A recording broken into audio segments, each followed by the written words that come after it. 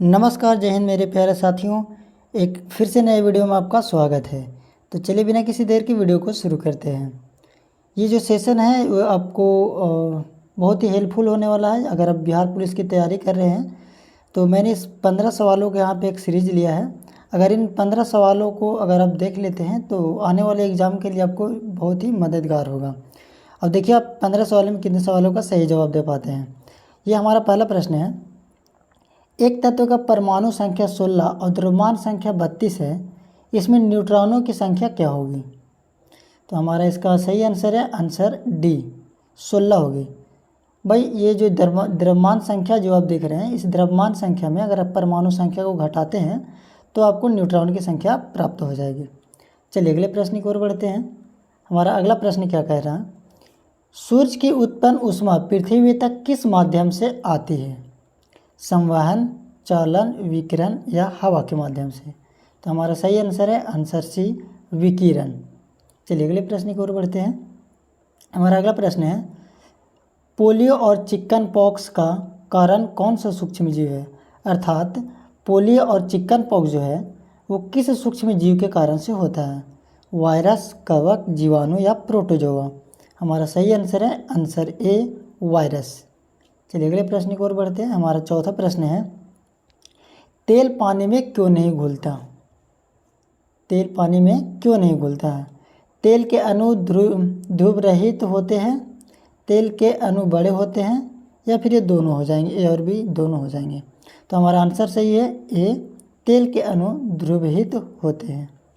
चलिए अगले प्रश्न की ओर बढ़ते हैं।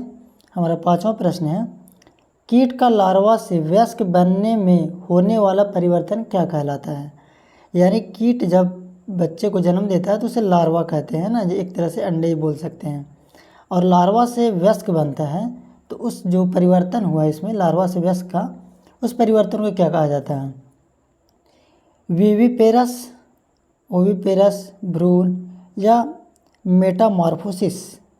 तो इसका सही आंसर है आंसर डी, मेटामॉर्फोसिस। चलिए अगले प्रश्न की ओर।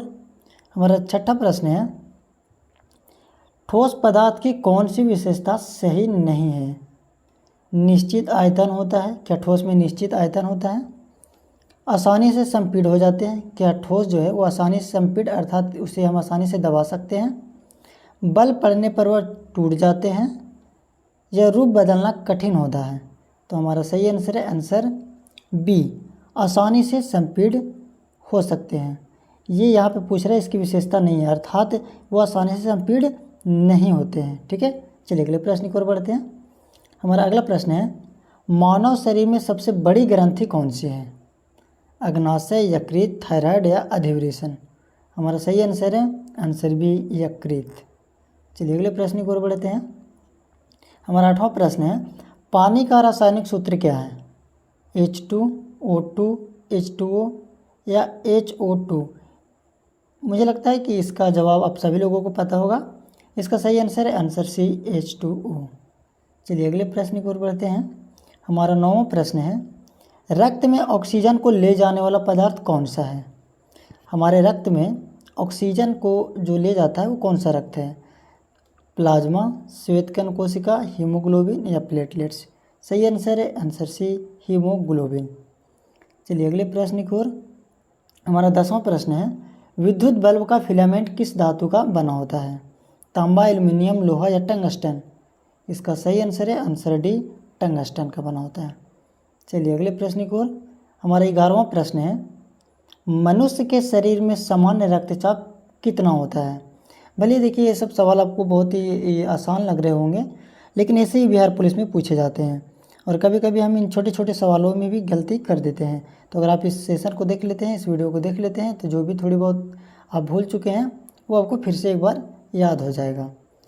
तो इसका आंसर बताइए आप लोग, 120/80, 90/130, 70/110 या फिर 120/160? तो इसका सही आंसर है आंसर ए, 120/80।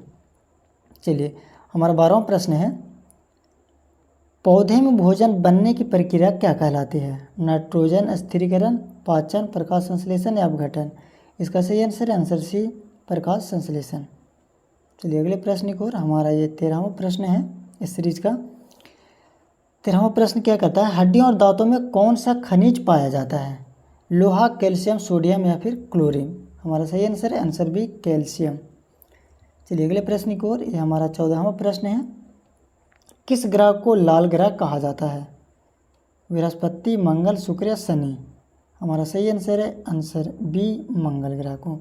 आपसे नीला ग्रह भी पूछ सकता है, नीला ग्रह किसे कहा जाता है? इसे पृथ्वी को नीला ग्रह कहा जाता है।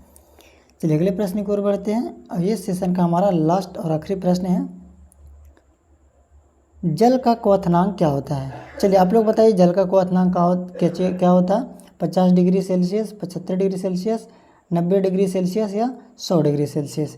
आप अपना जवाब कमेंट सेक्शन में ज़रूर दें और हमारे साथ बने रहे। अगर आपने पिछले सीरीज़ को नहीं देखा है तो आप पिछली सीरीज़ को देख लें, ये बहुत ही आपको मददगार होगा। तब तक के लिए जय हिंद।